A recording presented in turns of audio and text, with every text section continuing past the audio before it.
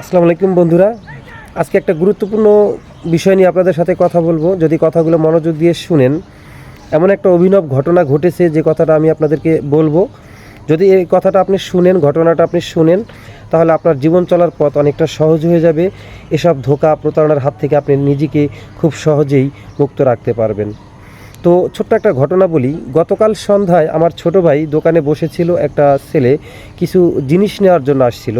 একটা তোশক, একটা বালিশ, একটা জাজিম, একটা চাদর, এসব নেবে। তো দাম দর করার পরে বলছে যে ভাই, আমার আম্মু তো আসে না, আমার আম্মু পর্দা করে বাসা থেকে বের হয় না, তো আমি তো মোবাইলও নিয়ে আসি নাই, আপনার মোবাইলটা একটু দেন, আমি কয়েকটা ফটো তুলি চাদরের, তারপর আমার আম্মুকে একটু দেখাই। আম্মু যে চাদরটা পছন্দ করবে সেই চাদরটাই আমরা নিব।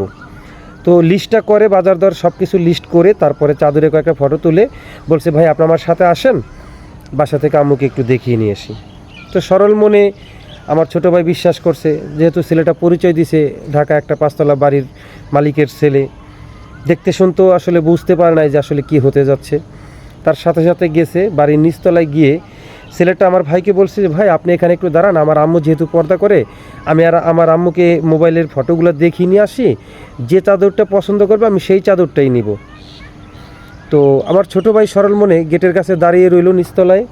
লোকটা উপর থেকে ঘুরে এসে বলছে, ভাইয়া, আমার আম্মুকে মোবাইলটা দিয়ে আসছি, উনি ফটোগুলো দেখতেছে, আপনি এখানে একটু দাঁড়ান, উনি যে চাদরটা পছন্দ করবে সে চাদরটাই আমরা নিব। তো আমি আমার আব্বুর জন্য এক প্যাকেট সিগারেট নিয়ে আসি, এই কথা বলে সে সিঁড়ি দিয়ে নেমে আমার ছোটো ভাইয়ের সামনে বাইরে চলে গেল।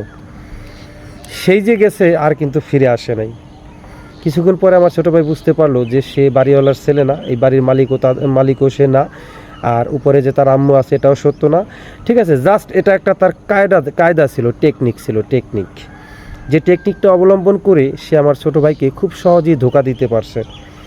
আর এভাবেই তার অ্যান্ড্রয়েড ফোনটা সে নিয়ে গেছে। এই ফোন নিয়ে গেছে সেই কথাটা আপনাদেরকে জানানোর জন্য মূলত আমি আজকের ভিডিওটা নিয়ে আসি নাই। ভিডিওটা নিয়ে আসার উদ্দেশ্য হচ্ছে এইভাবে যাতে আপনি, আমি বা আরও 10 জন এভাবে না ঠকি, এই ধরনের প্রতারণার ফাঁদ থেকে যাতে আমরা নিজেদেরকে রেহাই করতে পারি, মুক্ত থাকতে পারি, জীবন চলার পথে এরকম বাধা বিপত্তি যেন না আসে, সেই জন্য আপনাদের সামনে ভিডিওটা তুলে ধরা। চলার পথে এরকম হাজারো বাধা বিপত্তি আমাদের দেশে সাধারণত আসে, কারণ সারা বিশ্বজুড়ে এখন নানাবিধভাবে মানুষকে ঠকানো হচ্ছে। বিশেষ করে এশিয়ার কিছু সংখ্যক দেশে এই প্রতারণার ফাঁদগুলো একটু বেশি বিস্তৃত।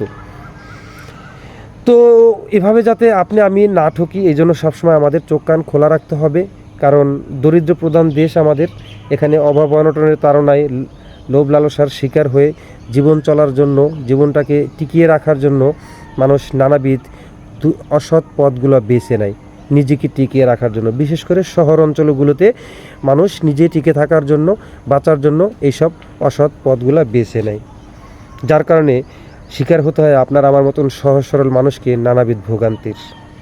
তাই এসব ভোগান্তির হাত থেকে বাঁচতে, এসব প্রতারণার হাত থেকে বাঁচতে খুব বেশি সতর্ক থাকতে হবে, সব সময় চোখ কান খোলা রাখতে হবে, যাতে এরকম সমস্যায় আমরা আর না পড়ি। তো এতক্ষণ সঙ্গে থাকার জন্য সকলকে ধন্যবাদ।